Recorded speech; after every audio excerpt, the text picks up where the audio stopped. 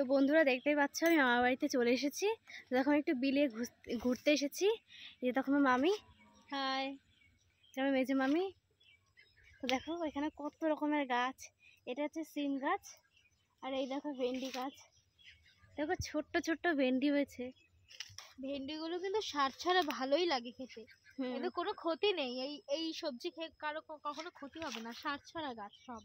দেখো কত সুন্দর সুন্দর ভেন্ডি হয়েছে, কত বড় বড় হয়েছে। চলো তোমাদেরকে ঘুরে দেখাচ্ছি।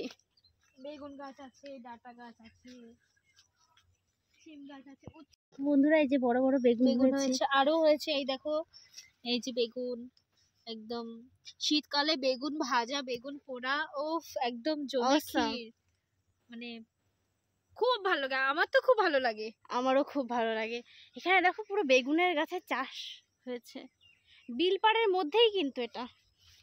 আর এত বেগুনগুলো সব খেয়ে নেয়, তারপরে যার জন্য এই প্লাস্টিক বেঁধে রাখা হচ্ছে। এই দেখো বন্ধুরা, সব প্লাস্টিক বাঁধা, হ্যাঁ, যাতে হনুমান না খেতে পারে।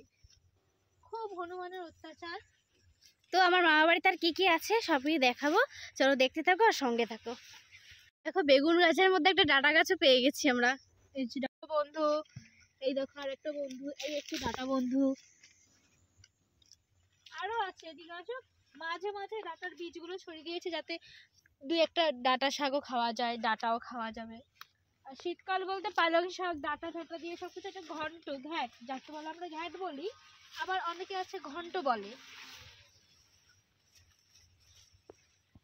এই দেখো লঙ্কা গাছ লাগিয়েছে, দেখো কত লঙ্কা হয়েছে এই ছোট্ট একটা গাছে।